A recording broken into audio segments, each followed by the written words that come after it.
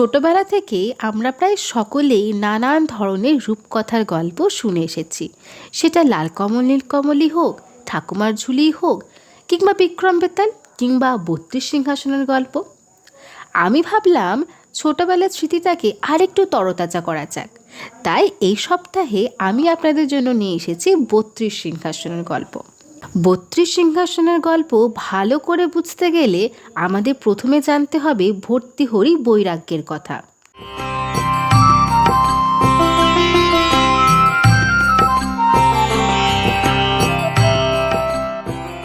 প্রাচীনকালে উজ্জয়িনী নামে একটি নগর ছিল। সেই নগরের ঐশ্বর্য দেখে দেবতারা যেমন অবাক হতেন, তেমনি তার সৌন্দর্য অমরাবতীকে হার মানাত। সেখানে সকল শাস্ত্র, অভিজ্ঞা আর কলাবিদ্যায় নিপুণ রাজার নাম ছিল ভর্তৃহরি। তিনি এমনই স্মরণীয় রাজা ছিলেন যে সামন্তরাজ বধূদের প্রণাম নিতে নিতে তার পা সিঁদুরের ছোঁয়ায় লাল হয়ে উঠেছিল। রাজা ভর্তৃহরি রানীর নাম ছিল অঙ্গনসেনা। তিনি এমনই সুন্দরী ছিলেন যে স্বর্গের অপ্সরারাও তার রূপের কাছে হার মানত। আর রাজার ছোট ভাইয়ের নাম ছিল বিক্রমাদিত্য। তিনি নিজের ক্ষমতায় সমস্ত শত্রুদের ধ্বংস করেছিলেন। সেই নগরে মন্ত্র বিশারদ এক গরিব ব্রাহ্মণ ছিলেন। তিনি মন্ত্র সাধনায় ভগবতী ভুবনেশ্বরীকে তুষ্ট করায় দেবী তাকে দর্শনে দিয়ে বললেন, দ্বিজবর, আমি তোমার স্তব ও ভক্তিতে প্রসন্ন হয়েছি। বলো, তোমার কি চাই? বর চাও। দরিদ্র ব্রাহ্মণ বললেন, যদি আপনি আমার প্রতি সন্তুষ্ট হয়ে থাকেন তবে আমাকে এমন বর দিন যাতে আমি জরা ও মৃত্যুকে জয় করতে পারি। দেবী তখন তাকে একটি দিব্য ফল দিয়ে বললেন, বৎস, এই ফলটি খাও, তাহলে তোমার কাছে জরা এবং মৃত্যু কোনোটাই আসবে না। ব্রাহ্মণ বাড়ি ফিরে পূজান্নিক সেরে দিব্য ফলটি খেতে যাবেন, এমন সময় তার মনে হলো, আমি তো গরিব, সুতরাং চিরদিন বেঁচে থেকে আমার কি হবে? সেই তো ভিক্ষে করে খেতে হবে। তাছাড়া আমি বেঁচে থেকে তো কারো কোনো উপকারই আসবো না। তার চেয়ে যিনি পরোপকারী এবং জ্ঞানে গুণে ঐশ্বর্যে সমৃদ্ধ, তিনি বহুদিন বেঁচে থাকলে যেমন তার জীবন সফল হবে, তেমনি আরও 5 জনের জীবনও সার্থক হবে। যে পরের দেওয়া খাবার খেয়ে নিজের পেট ভরায়, এক দীর্ঘকাল বেঁচেও থাকে, কিন্তু তার জীবনের সার্থকতা কোথায়? মেঘ কিন্তু প্রচণ্ড গ্রীষ্মে শুষ্ক, রিক্ত, তাড়িত পৃথিবীকে শীতল করবার জন্যই জল পান করে। এইভাবে বিচার বিবেচনা করে ব্রাহ্মণ এই সিদ্ধান্তে এলেন যে এই দিব্য ফলটি রাজাকে দিলে তিনি জরা মৃত্যুকে জয় করে বহুদিন বহুজনের উপকারে আসতে পারবেন। এই ভেবে তিনি রাজসভায় উপস্থিত হয়ে রাজামশাইকে যথাবিহিত শ্রদ্ধা জানিয়ে বললেন, মহারাজ, দেবীর বরে পাওয়া এই দৈব্য ফলটি খেলে জরা মৃত্যুকে জয় করা যায়। অনুগ্রহ করে আপনি এটা গ্রহণ করুন। রাজা ব্রাহ্মণের কাছ থেকে ওই দৈব্য ফলটি গ্রহণ করে তাকে বহু ধনরত্ন দিয়ে বিদায় করলেন। তারপর তিনি ভাবতে লাগলেন, আমি অঙ্গসেনাকে অত্যন্ত ভালোবাসি। আমি যদি অমর হই তাহলে আমাকে তার মৃত্যু দেখতে হবে, কিন্তু সেই বিয়োগ দুঃখ আমি সইতে পারি না। তার চেয়ে এই ফলটি আমি তাকেই খেতে দিই। এই ভেবে তিনি অঙ্গসেনাকে ডেকে দিব্য ফলটি দিলেন। অঙ্গসেনা সে ফলটি দিলেন মথুরা থেকে আসা তার এক প্রিয় ভৃত্যকে। সেই ভৃত্য আবার সেটি দিল এক দাসীর দাসীকে। তিনি দিল এক গোয়ালাকে, আর শেষে গোয়ালা সেই দিব্য ফলটি দিল এক ঘুঁটো কুড়ুনিকে। সেই ঘুঁটে কুড়ুনি যখন চুপড়িতে গোবর কুড়িয়ে তার ওপরে ফলটিকে বসে বাড়ি ফিরছিল, ঘটনাচক্রে রাজা ভর্তৃহরি ঠিক সেই সময়ই রাজকুমারদের নিয়ে ওই পথে ফিরছিলেন। তিনি ওই দৈব ফলটি চিনতে পেরে ঘুঁটে কুড়ুনির কাছ থেকে ফলটি নিয়ে প্রাসাদে ফিরে এলেন। তারপর ব্রাহ্মণকে ডেকে পাঠিয়ে রাজা জিজ্ঞেস করলেন, বিপ্রবর, আপনি আমাকে যে দিব্য ফলটি দিয়েছিলেন তেমন ফল আর আছে কি? ব্রাহ্মণ বললেন, মহারাজ, ওই ফল তো আমি দেবীর স্তব করে পেয়েছি। অমন ফল আর কোথায় পাওয়া যাবে? শাস্ত্রে বলেছে, রাজা হলেন সাক্ষাৎ ভগবান, তাকে দেবতার মতো মান্য করতে হয়, তার সামনে মিথ্যে বলা পাপ। রাজা বললেন, কিন্তু ওই ফল একটি স্ত্রীলোকের কাছে দেখা গেছে, এটা কি করে সম্ভব? মহারাজ, আপনি কি এই ফলটি খেয়েছিলেন? না, খাইনি, আমার রানীকে দিয়েছিলাম। তাহলে তো তাকে জিজ্ঞেস করলেই জানা যায়। তখন রাজা রানীকে ডাকিয়ে ধর্মসাক্ষী করিয়ে জিজ্ঞেস করলেন, রানী সেই ফল কি করেছেন? রানী বললেন, তিনি ফলটি মথুরা থেকে আসা তার প্রিয় ভৃত্যকে দিয়েছেন। তখন তাকে ডেকে জিজ্ঞেস করা হলে সে বলল দাসীকে দিয়েছে, দাসী বলল গোয়ালাকে দিয়েছে, আর গোয়ালা বলল ঘুটে কুড়নেকে দিয়েছে। রাজা সমস্ত বৃত্তান্ত শুনে অনন্ত দুঃখিত হয়ে বলে উঠলেন, হায় হায়, এরপরেও পুরুষ তার রূপ আর যৌবন নিয়ে অহংকার করে। সাধে কি আর বলেছে নারীর মন জয় করা দুঃসাধ্য? শাস্ত্র তো বলেইছে, ঘোড়ার লাভ, বৈশাখে মেঘের ডাক, নারীর চরিত্র, পুরুষের ভাগ্য এবং অনাবৃষ্টি ও অতিবৃষ্টির কথা দেবতারাই জানেন না। সেখানে সামান্য মানুষ কি করে জানতে পারবে সেসব কথা? শিকারী বনের উড়ন্ত পাখিকে ধরে ফেলে, নদীর স্রোতেও নৌকাকে ধরে রাখা যায়, কিন্তু চঞ্চল মতিগতি কারো পক্ষে স্থির করা সম্ভব নয়। টাকার লোভে নারী কখনো হেসে কখনো কেঁদে পুরুষের বিশ্বাস অর্জন করে, কিন্তু পুরুষকে তারা বিশ্বাস করে না।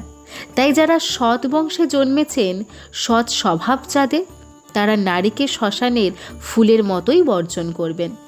আজ এটাই বুঝলেন যে বৈরাগ্যের মতো ভাগ্য নেই, জ্ঞানের মতো বন্ধু নেই, শ্রীহরি ছাড়া গতি নেই, অধীর সংসারের মতো শত্রু নেই। এরকম বলতে বলতে রাজা ভর্তৃহরি ছোট ভাই বিক্রমাদিত্যকে রাজার পদে অভিষিক্ত করলেন এবং নিজে বানপ্রস্থ নিয়ে বনে চলে গেলেন। এরপর রাজা বিক্রমাদিত্য সিংহাসনে আরোহণ করে দেবতা, ব্রাহ্মণ, অনাথ, আতুর, নগ্ন প্রভৃতিদের মনোবাঞ্ছা পূর্ণ করে প্রজাদের সুখে শান্তিতে রেখে সুষ্ঠুভাবে রাজ্য চালাতে শুরু করলেন। এইভাবে বেশ কিছুদিন কেটে যাওয়ার পর একদিন এক দিগম্বর সন্ন্যাসী রাজসভায় উপস্থিত হয়ে রাজাকে আশীর্বাদ করে বললেন, যিনি নিতান্ত অবহেলায় সাপের মালা গলায় পড়ে যাবেন, সেই দেবাদিদেব মহাদেব এবং বরাহরূপী ভগবান বিষ্ণু আপনাকে প্রভূত ঐশ্বর্য দান করুন। আশীর্বাদের পর এই সন্ন্যাসী রাজার হাতে একটি ফল দিয়ে বললেন, মহারাজ, কৃষ্ণা চতুর্দশীতে মহাশ্মশানে আমি অঘোর মন্ত্রে হোম করব, সেখানে আপনি আমার উত্তর সাধক হয়ে থাকবেন। রাজা সন্ন্যাসীর কথায় সম্মতি হলেন। রাজার এই সম্মতি প্রদানে বেতাল প্রসন্ন হলে সেই সময় পৃথিবীতে বিক্রমাদিত্যের সঙ্গে তুলনা করা চলে এমন কোনো রাজা ছিল না। তার কীর্তিগাথা গঙ্গা স্রোতের মতো বয়ে যেতে লাগল। স্বর্গরাজ দেবরাজ ইন্দ্র বিশ্বমিত্রের কঠোর তপস্যা ভাঙবার জন্য রম্ভা আর উর্বশীকে ডেকে পাঠিয়ে বললেন, তোমাদের মধ্যে নাচে গানে যে বেশি পটু, সে বিশ্বামিত্রের তপস্যা ভাঙবার জন্য তপবনে যাও। যে বিশ্বামিত্রের তপস্যা ভাঙতে পারবে তাকে আমি পুরস্কার দেব। দেবরাজের কথা শুনে রম্ভা বলল, প্রভু, আমি ভালো সুর করে নাচতে গাইতে জানি। উর্বশী বলল, দেব, আমি শাস্ত্রীয় নৃত্য জানি। এইভাবে দুজনের মধ্যে বিবাদ বেঁধে যাওয়ায় দেবরাজ দেবসভা ডাকলেন। সেই সভায় প্রথমে রম্ভা এবং দ্বিতীয় দিনে উর্বশী নাচ হলো। ওদের নাচ দেখে সমস্ত দেবতাই সন্তুষ্ট হলেন, কিন্তু কে অপেক্ষাকৃত ভালো নাচে তা স্থির করতে পারলেন না। তখন নারদ বললেন, দেবরাজ, পৃথিবীতে বিক্রমাদিত্য নামে সমস্ত কলাবিদ্যায় অভিজ্ঞ এক রাজা আছেন। নাচ এবং গান সম্পর্কে তিনি উচ্চ গর্জন রাখেন। তাকে ডেকে পাঠালে তিনি এই বিপদ মিটিয়ে দিতে পারবেন। সুতরাং বিক্রমাদিত্যকে আনার জন্য দেবরাজ মাতলিকে রথ নিয়ে পৃথিবীতে পাঠিয়ে দিলেন। মাতলি বিক্রমাদিত্যকে স্বর্গলোকে নিয়ে এলে তিনি দেবরাজকে প্রণাম জানালেন। ইন্দ্র তাকে যোগ্য আসনে বসিয়ে আবার রম্ভা ও উর্বশীর নাচের ব্যবস্থা করতে বললেন। প্রথম দিন রম্ভা এবং দ্বিতীয় দিন উর্বশীর নাচ হলো। বিক্রমাদিত্য উর্বশী নাচের প্রশংসা করে তার গুণকীর্তন করলেন। ইন্দ্র বললেন, উর্বশী নাচের প্রশংসা কেন করা হলো? বিক্রমাদিত্য বললেন, দেবরাজ, নৃত্যশাস্ত্রে সুললিত দেহকেই প্রধান বলে ধরা হয়। তারপর দেহের বিভিন্ন অঙ্গ প্রত্যঙ্গের গঠন এবং তাদের সুনিপুণভাবে পরিচালনকে প্রাধান্য দেওয়া হয়। এই গুণগুলি উর্বশীর মধ্যে পুরোপুরি আছে, সেই জন্যই আমি ওর প্রশংসা করেছি। দেবরাজ বিক্রমাদিত্যের রায় শুনে অত্যন্ত সন্তুষ্ট হয়ে তাকে বিভিন্ন বস্ত্রাদি দিয়ে সম্মানিত করলেন এবং অপূর্ব রত্নখচিত একটি সিংহাসন দিলেন। এই সিংহাসনে 32টি পুতুল খোদাই করা ছিল এবং ওই পুতুলগুলির মাথাতে পা দিয়ে সিংহাসনে উঠতে হয়। রাজা বিক্রমাদিত্য দেবরাজের কাছে বিদায় নিয়ে সে অপূর্ব সিংহাসনটিকে রাজধানীতে নিয়ে এলেন। তারপর শুভ দিন দেখে সিংহাসনে বসে রাজশাসন করতে লাগলেন। এইভাবে বহু বছর কেটে যাবার পর হঠাৎ উজ্জয়িনীতে ভূমিকম্প, ধূমকেতু, দিকে দিকে আগুন প্রভৃতি অমঙ্গলসূচক চিহ্ন দেখা যেতে লাগল। বিক্রমাদিত্য তখন পণ্ডিতদের ডেকে হঠাৎ এইসব দুদৈবের কারণ জানতে চাইলেন। পণ্ডিতরা পাঁজিপুঁথি বিচার করে বললেন, মহারাজ, ভূমিকম্প হয়েছে সন্ধ্যার সময়। এই ভূমিকম্প রাজার অনিষ্ট সূচনা করে, রাজ্য ধ্বংসের ইঙ্গিত করে। ধূমকেতু একাগুনের রং যদি পীতবর্ণ হয় তবে তা রাজাদের পক্ষে ভীতিজনক। পণ্ডিতদের এই অভিমত শুনে বিক্রমাদিত্য বললেন, এক সময় আমার তপস্যায় সন্তুষ্ট হয়ে ঈশ্বর আমাকে পর্যায়ক্রমে অমরত্ব প্রার্থনা করতে বলেছিলেন। তখন আমি বলেছিলাম, প্রভু, যদি কোনোদিন 2.5 বছরের কন্যার গর্ভে কোনো পুত্র জন্মায় তবে তারই হাতে যেন আমার মৃত্যু হয়। ঈশ্বর তথাস্তু বলে আমাকে সে বর প্রদান করেন। তা আমার বিনাশ হতে হলে তো এইরকম পুত্র জন্মানো প্রয়োজন, কিন্তু সেটা কি সম্ভব? পণ্ডিতরা বললেন, দৈবের কৃপায় কি সম্ভব আর কি অসম্ভব তা আমাদের ধারণারও বাইরে। মহারাজ, কিন্তু দিকে দিকে সেরকমই দিন দেখা যাচ্ছে। তখন রাজা বিক্রমাদিত্য বেতালকে ডেকে সমস্ত বৃত্তান্ত জানিয়ে কোথাও এই ধরনের শিশু জন্মেছে কিনা খোঁজ নিয়ে আসতে বললেন। কিছুকালের মধ্যেই বেতাল ফিরে এসে জানালো, জম্বুদ্বীপের প্রতিষ্ঠা নগরে এক কুমোরের বাড়িতে এমন ঘটনাই ঘটেছে মহারাজ। আমি স্বচক্ষে সে বালিকা মা এবং তার সন্তান দেখে এসেছি। রাজা বেতালকে পুরস্কৃত করে খড়গ হাতে নিয়ে প্রতিষ্ঠা নগরে রওনা হলেন। সেখানে পৌঁছে তিনি সেই শালীবাহনকে হত্যা করতে উদ্যত হয়েছেন। অমনি শালীবাহন লাঠি নিয়ে তাকে এমন আঘাত করল যে রাজা প্রতিষ্ঠাননগর থেকে উজ্জয়িনীতে এসে পড়লেন এবং সর্বাঙ্গের বেদনা সহ্য করতে না পেরে মারা গেলেন। রানী তখন রাজার সহমর্ণে যেতে প্রস্তুত হতে লাগলো। মন্ত্রীরা তখন মহা মুশকিলে পড়ে গেলেন। রাজার তো কোনো সন্তান নেই, সেক্ষেত্রে কি করা যায়? ব্রাহ্মণ পুরোহিত পরামর্শ দিলেন, কোনো রানী মা হতে চলেছেন কিনা খোঁজ নিতে। খোঁজ নিয়ে দেখা গেল একজন রানী শীঘ্রই মা হবেন। তখন মন্ত্রীরা সেই রানীর গর্ভাভিষেক করে নিজেরাই রাজ্য চালাতে লাগলেন। হঠাৎ একদিন রাজসভায় আকাশবাণী হলো, হে মন্ত্রীগণ, ইন্দ্রদত্ত এই সিংহাসনে বসার যোগ্যতা কোনো রাজার নেই, সুতরাং কোনো পবিত্র জায়গায় এই সিংহাসনটি রেখে দাও। আকাশবাণীর নির্দেশ মতো মন্ত্রীরা সিংহাসনটিকে এক পবিত্র জায়গায় রেখে এলেন। তারপর কেটে গেল অনেক অনেক বছর। একসময় ভোজরাজ উজ্জয়িনীর রাজা হলেন। সেখানে বহু বছর আগে সিংহাসনটি রাখা হয়েছিল। ভোজরাজ্যের আসলে সেটি ছিল এক ব্রাহ্মণের জমি। ব্রাহ্মণ ওই জমিতে চাষ করত, আর সিংহাসনটি যেখানে চাপা ছিল সেখানে উঁচু ঢিপি মতো হয়ে যাওয়ায় ব্রাহ্মণ সে উঁচু ঢিপির ওপর মাচা বেঁধে বসে তার ওপর পাখি তাড়াত। একদিন ভোজরাজা যখন রাজকুমারদের নিয়ে ওই ক্ষেত্রে পাশ দিয়ে যাচ্ছিলেন তখন ওই ব্রাহ্মণ ওই মাচাতেই বসেছিল। সে রাজাকে বলল, মহারাজ, আমার জমিতে এবার প্রচুর শস্য হয়েছে, আপনি সসৈন্য ইচ্ছে মতো যান আর ঘোড়াগুলোকে ছোলা খেতে দিন। আপনি আমার অতিথি হলে আমার জন্ম সার্থক হবে। ব্রাহ্মণের প্রস্তাব শুনে রাজা তার সৈন্য এবং রাজকুমারদের নিয়ে খেতে প্রবেশ করলেন। ব্রাহ্মণ ওই মাচা থেকে নেমে এলেন আর মাচা থেকে নেমে আসার সঙ্গে সঙ্গে তার কথাবার্তার ভোল পাল্টে গেল। সে বলল, মহারাজ, গরিব ব্রাহ্মণের প্রাপ্তি আপনার কি অবিচার! আপনি আমার শস্য নষ্ট করছেন। অন্যায় সুবিচার পাওয়ার জন্য প্রজা তো রাজার কাছেই যায়, কিন্তু সে রাজাই যদি অন্যায় করেন তাহলে তার প্রতিকার করবে কে?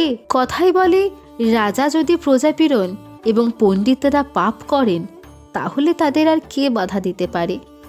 আপনি তো শাস্ত্র জানেন। আপনি কি জানেন না যে ব্রাহ্মণের সম্পত্তি সাধারণ বিষের চেয়েও মারাত্মক? কারণ বিষ কেবল বিষ পানকারীকেই হত্যা করে, কিন্তু ব্রাহ্মণের ধন সম্পত্তির বিষ পুত্র পুত্রকেও বিনাশ করে। ব্রাহ্মণের কথা শুনে ভোজরাজ লজ্জিত হয়ে যখন সকলকে নিয়ে ক্ষেত থেকে বেরিয়ে যাচ্ছেন, তখন ব্রাহ্মণ আবার মাচায় গিয়ে উঠল এবং মাচায় উঠে বলতে থাকলো, এ কি মহারাজ, চলে যাচ্ছেন কেন? আমার জমিতে তো বিস্তর শস্য হয়েছে, আপনারা খান আর ঘোড়াগুলোকেও ছোলা খাওয়ান। ব্রাহ্মণের কথা শুনে ভোজরাজ আবার যেতে নামলেন, আর ব্রাহ্মণও একটু পর মাচা থেকে নামতেই আবার আগের মতো রাজার বিরুদ্ধে অভিযোগ করতে লাগলো। ভোজরাজ ব্রাহ্মণের দুধনের কথা শুনে অবাক হলেন। তিনি বুঝতে পারলেন ব্রাহ্মণ মাচার ওপর থাকলে তার মন উদার হয়ে যাচ্ছে, আর মাচা থেকে নামলেই তার বিপরীত হয়ে যাচ্ছে। কি ব্যাপার? তার মনে হলো মাচায় চড়েই এর কারণটা বের করতে হবে। এই ভেবে তিনি গিয়ে মাচায় চড়লেন। মাচায় গিয়ে চড়তেই ভোজরাজের মনে হলো তার রাজ্য তো বটেই, এমনকি পৃথিবীর সমগ্র লোকেদের দুঃখ দুর্দশা দূর করতে হবে, অপরাধীদের শাস্তি দিয়ে সজ্জনদের রক্ষা করতে হবে, এমনকি যদি কেউ তার শরীর চায় তাও দিয়ে দিতে হবে। ভোজরাজ তখন বুঝতে পারলেন যে এই ঢিপি মনের গতি প্রকৃতি বদলে দিচ্ছে। শাস্ত্র তো বলেইছে, জলে তেল পড়লে, দুষ্টজনকে গোপনীয় বিষয় জানালে এবং বিদ্বানকে জ্ঞান দান করলে তা পাত্রর গুণেই ছড়িয়ে পড়ে। তাহলে তো এই জায়গার মাহাত্ম্য জানতেই হয়। এই ভেবে তিনি ব্রাহ্মণকে বললেন, বিপ্রবর, এই জমি থেকে তোমার কত আয় হয়? ব্রাহ্মণ বলল, মহারাজ, আমি যে আপনার দর্শন পেয়েছি, আপনি যে আমার প্রতি কৃপা দৃষ্টি দিয়েছেন, এতেই আমি ধন্য। জমি থেকে আমি আর কতটুকুই বা আয় করে থাকি, আপনার দয়া হলে আমার কোনো দুঃখ দারিদ্র্যই থাকবে না। ব্রাহ্মণের কথা শুনে রাজা খুব খুশি হলেন এবং তার প্রয়োজনের চেয়েও বেশি টাকা পয়সা দিয়ে তাকে বিদায় করে ওই জমি খুঁড়বার আদেশ দিলেন। প্রায় 1 মানুষ সমান খুঁড়বার পর সুন্দর একটি বড় পাথর দেখতে পাওয়া গেল, আর পাথরটা তুলতেই তার নিচে মণি, মুক্ত, হিরে, জহরত প্রভৃতি বহুমূল্য রত্নে সাজানো এবং 32টি পুতুল বসানো সিংহাসনটি খুঁজে পাওয়া গেল। আনন্দে আত্মহারা হয়ে সিংহাসনটি ওপরে তুলতে বললেন ভোজরাজ, কিন্তু সিংহাসনটি এতই ভারী মনে হলো যে কিছুতেই তোলা গেল না। তখন ভোজরাজ তার মন্ত্রীকে এর কারণ জিজ্ঞেস করলেন। মন্ত্রী বললেন, মহারাজ, এটা নিশ্চয়ই কোনো দেবী সিংহাসন। পূজা, হোম, যজ্ঞ ছাড়া এই সিংহাসন তুলে আনা সম্ভব হবে না। মন্ত্রীর কথা শুনে ভোজরাজের রাজ্যের শ্রেষ্ঠ ব্রাহ্মণদের ডাকিয়ে শাস্ত্র মতে হোম, পুজো, যজ্ঞাদি করলেন, আর তখন সিংহাসনটি এতই হালকা হয়ে গেল যে সহজেই ওপরে তুলে আনা গেল। রাজা বললেন, মন্ত্রীমশাই, আমি তো ওই সিংহাসন তুলতেই পারছিলাম না, আপনার বুদ্ধিতে এটা তোলা সম্ভব হয়েছে। সেই জন্যই তো বলেছে, বুদ্ধিমানদের পাশে রাখলে সব সময় লাভবান হওয়া যায়। মন্ত্রী বললেন, যাদের বুদ্ধি নেই এবং অন্যের পরামর্শ শোনে না তাদের সর্বনাশ হয়, কিন্তু আপনি নিজে বুদ্ধিমান হয়েও অন্যের পরামর্শ শোনেন, তাই কোনো কাজে আপনার ব্যাঘাত ঘটে না। মন্ত্রীদের কাজই তো হচ্ছে রাজার সুকাজে যেমন বুদ্ধি পরামর্শ দিয়ে সাহায্য করা, তেমনি রাজার কোনো কাজ যদি অন্যায় মনে হয় তবে যুক্তি তর্ক দিয়ে রাজাকে সে কাজ থেকে নিবৃত্ত করা। ঠিক যেমনভাবে নন্দরাজার মন্ত্রী রাজাকে কি হত্যাপাল থেকে নিবৃত্ত করতে পেরেছিলেন? ভোজরাজ বললেন, সে কি রকম? মন্ত্রী বললেন, শুনুন মহারাজ, বিশাল নগরীতে নন্দ নামে মহাপরাক্রমশালী এক রাজা ছিলেন। তিনি বাহুবলে আশেপাশে সমস্ত রাজ্য জয় করে একছত্র সম্রাট হয়েছিলেন। সেই রাজার জয়পাল নামে একটি পুত্র ছিল। বহুশ্রুত নামে রাজ্য চালনা ও দণ্ডায়দান বিষয়কে শাস্ত্রে সুপণ্ডিত মন্ত্রী আর ভানুমতি নামে অপূর্ব সুন্দরী স্ত্রী ছিল। নন্দরাজা ভানুমতিকে এতই ভালোবাসতেন যে তাকে ছাড়া এক দণ্ডও থাকতে পারতেন না। এমনকি রাজসভাতেও তিনি ভানুমতিকে পাশের আসনে বসিয়ে রাখতেন। বহুশ্রুত ভাবলেন রাজসভায় রানীর থাকাটা অত্যন্ত দৃষ্টিকটু এবং অনুচিত। তাই তিনি একদিন রাজাকে বললেন, মহারাজ, শাস্ত্রে বলে রাজরানী এমনই হবেন যে সূর্য তার মুখ দেখতে পারে না, কিন্তু এখানে কত রকমের লোকই তো রানীকে দেখতে পাচ্ছেন, এটা অনুচিত। নন্দরাজ বললেন, কিন্তু আমি যে ভানুমতিকে ছাড়া থাকতে পারি না। বহুশ্রুত বললেন, তাহলে এক কাজ করুন, চিত্রকরকে দিয়ে রানীমা ছবি আঁকিয়ে নিন, তারপর সেটি রাজসভার দেওয়ালে টাঙিয়ে রাখলে রানীমা আপনার চোখের সামনেই থাকবেন। মন্ত্রীর পরামর্শ রাজার ভালোই মনে হলো। তিনি চিত্রকরকে ডেকে বললেন, তুমি ভানুমতির ছবি এঁকে পারবে? চিত্রকর বলল, মহারাজ, একবার দেখলে আঁকতে পারি। রাজা তখন ভানুমতিকে ডেকে পাঠালেন। এক চিত্রকর তাকে ভালোভাবে দেখে নিয়ে যথাসময়ে ছবি এঁকে নিল। ভানুমতির ছবি দেখে রাজা অত্যন্ত খুশি হয়ে চিত্রকরকে যোগ্য পুরস্কার দিলেন। অন্যরাও চিত্রকরকে প্রশংসা করতে লাগলো। কিন্তু রাজপুরোহিত শারদানন্দ বললেন, ওহে চিত্রকর, ভানুমতির সব কিছুই ঠিকঠাক এঁকেছ তুমি, কিন্তু তিলের মতো যে কালো মৎস্য চিহ্ন আছে সেটি বাদ পড়ে গেছে। শারদানন্দের কথা শুনে রাজা অন্দরমহলে গিয়ে ভানুমতির কাছে শারদানন্দের বক্তব্য সত্য কিনা জানতে চাইলেন। ভানুমতি সম্মতি জানালে রাজা অত্যন্ত রাগতভাবে রাজসভায় এসে হাঁক দিলেন, মন্ত্রীমশাই, রাজসভার মাঝখানে ভানুমতি সম্পর্কে অশোভন অশালীন মন্তব্যের জন্য আমি শারদানন্দের প্রাণদণ্ডের হুকুম দিলাম। আপনি যথাবিহিত ব্যবস্থা গ্রহণ করুন। তৎক্ষণাৎ মন্ত্রী শারদানন্দকে বন্দি করে বন্যভূমির দিকে নিয়ে চললেন। যেতে যেতে শারদানন্দ বললেন, মানুষ পূর্বজন্মে যদি কোনো পুণ্য করে থাকে, তবে সেই পুণ্যকর্ম তাকে যে কোন বিপদ থেকেই না রক্ষা করে। মন্ত্রী তখন ভাবতে থাকলেন, রাজার অভিযোগ যাই হোক না কেন, আমি কেন ব্রহ্মহত্যা পাপে জড়িত হই? এই ভেবে তিনি সকলের অগোচরে শারদানন্দকে মাটির নিচে একটি ঘরে লুকিয়ে রেখে রাজাকে মিছিমিছি করে বললেন, মহারাজ, আপনার নির্দেশ পালন করা হয়েছে। এরপর একদিন রাজকুমার জয়পাল শিকারে যাবার জন্য তৈরি হলো। ঠিক সেই সময় অকাল বৃষ্টি, বজ্রাপাত, উল্কাপাত প্রভৃতি অশুভ লীন দেখা যেতে লাগলো। জয়পালের বন্ধু মন্ত্রীপুর বুদ্ধিসাগর বলল, জয়পাল, আজ শিকারে যেও না, চতুর্দিকে অশুভ লীন দেখা যাচ্ছে। জয়পাল বলল, ওইসব কুসংস্কারে আমার আস্থা নেই। এই বলে সে সৈন্য সামন্ত নিয়ে শিকারে বেরিয়ে গেল।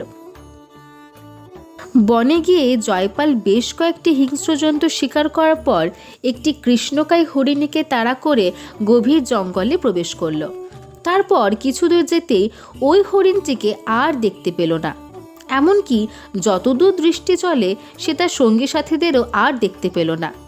এদিকে বহুক্ষণ ঘোড়া ছোটানোর ফলে জয়পাল ক্লান্ত হয়ে পড়েছিল। তাই সামনে একটা পুকুর দেখে ঘোড়াটিকে গাছের সঙ্গে বেঁধে জলপান করতে নামল। একসময় হঠাৎ বাঘের প্রচণ্ড গর্জনে ঘোড়াটি দড়ি ছিঁড়ে পালালো, আর জয়পাল অত্যন্ত ভয় পেয়ে কাছের একটি বিরাট গাছে উঠে পড়ল। এদিকে সেই গাছে আগের থেকেই ভালুক উঠে বসেছিল। জয়পাল ভালুকটাকে দেখে ঘাবড়ে গেল। নিচে বাঘ, ওপরে ভালুক, ভয়ে সে রীতিমতো কাঁপতে লাগলো। ভালুক বলল, ওহে রাজকুমার, তুমি আমার শরণ নিয়েছ, তোমার কোনো ভয় নেই। বিশ্বাস করো, আমি তোমার কোনো ক্ষতি করব না, আর বিশ্বাস রাখলে বাঘ থেকেও তোমার কোনো ভয় নেই। সন্ধ্যা হতেই বাঘ এসে হাজির হলো সেই গাছের নিচে। সারাদিনের পরিশ্রমের ক্লান্তিতে জয়পাল ঘুমে ঢলে পড়ার উপক্রম হতে ভালুক বলল, এসো, তুমি আমার কোলে মাথা রেখে নিশ্চিন্তে ঘুমো। ভালুকের আশ্বাসে জয়পাল তার কোলে মাথা রেখে ঘুমিয়ে পড়তেই নিচ থেকে বাঘ বলল, ও হে, ওই মানুষটিকে আশ্রয় দিয়েছ কেন? ও তো আমাদের শত্রু, সুযোগ পেলেই আমাদের বধ করবে, জানো না? পশু পাখিদের মধ্যে যে সত্য রক্ষা চেষ্টা আছে তা মানুষের মধ্যে নেই। ঠিক তেমনি বাঘ, বানর আর সাপের কথাও সত্য হয় না। সুতরাং তুমি ওকে নিচে ফেলে দাও, আমি ওকে খেয়ে পেট ভরাই। ভালুক বলল, এই লোক যেমনই হোক না কেন, এ আমার আশ্রয় নিয়েছে, সুতরাং আমি একে কখনোই ফেলে দিতে পারি না। যারা বিশ্বাসঘাতকতা করে আমরা তাদের প্রলয়কাল পর্যন্ত নরক বাস করতে বাধ্য করি। এরপর জয়পালের ঘুম ভাঙলে ভালুক বলল, এবার আমি একটু ঘুমাবো, তুমি সাবধানে থেকো। একটু পরে ভালুক ঘুমিয়ে যেতে বাঘ নিচ থেকে বলল, ওহে রাজকুমার, তুমি ভালুককে বিশ্বাস করো না, কারণ ওর অস্ত্র তো নয়ই।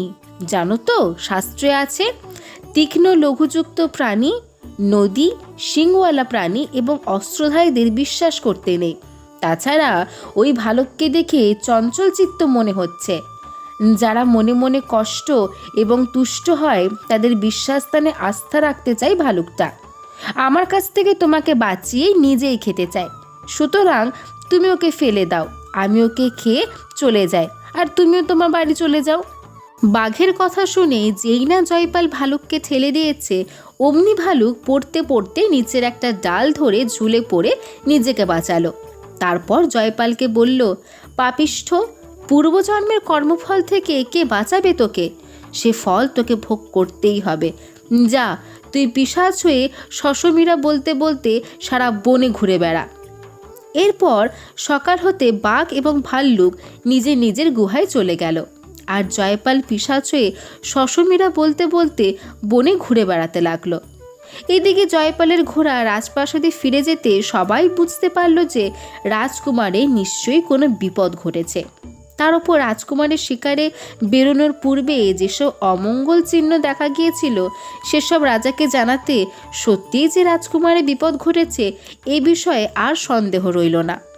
রাজা তখন মন্ত্রী ও সৈন্য সমস্ত নিয়ে রাজকুমারের খোঁজে বনে গেলেন এবং সেখানে জয়পালকে পিশাচ হয়ে শশমীরা বলতে বলতে ঘুরে বেড়াতে দেখলেন। রাজা এবং অন্যান্য সকলেই রাজকুমারের এই অবস্থা দেখে অত্যন্ত কষ্ট পেলেন এবং তাকে প্রাসাদে নিয়ে এলেন। তারপর রাজ্যের বড় বড় বৈদ্য ডেকে জয়পালের চিকিৎসা করালেন, বড় বড় পণ্ডিতদের ডেকে তাদের পরামর্শ মতো করণীয় করলেন। কিন্তু জয়পাল যদিও সুস্থ হলো, তার শশমীরা বলা বন্ধ হলো না। তখন রাজা একদিন মন্ত্রীকে দুঃখ করে বললেন, আজ রাজপুরোহিত শারদানন্দ বেঁচে থাকতেন তাহলে নিমেষকে সুস্থ করতে পারতেন, কিন্তু আমি তো তাকে হত্যা করেছি, সুতরাং তার প্রতিদান তো আমাকে পেতেই হবে। তাই তো বলে ভেবে চিন্তা করে কাজ করা উচিত। অবিবেচকের মতো কাজ হাজারো বিপদ ডেকে আনে। মন্ত্রী বললেন, মহারাজ, অতীত নিয়ে অনুশোচনা করতে নেই, এখন কি করা যায় সেটাই বলুন। রাজা বললেন, ঘোষণা করে দিন, রাজকুমারকে যে সুস্থ করে দিতে পারবে তাকে আমি অর্ধেক রাজত্ব দেব। মন্ত্রী রাজার নির্দেশ মতো ঘোষণা প্রচারের ব্যবস্থা করে বাড়ি ফিরে শারদানন্দকে সব কিছু জানালেন। শারদানন্দ বললেন, মন্ত্রীমশাই, আপনি কি রাজাকে বলুন যে আপনার এক কন্যা আছে, রাজকুমারকে তার কাছে আনলে সে একটা উপায় করে দিতে পারে।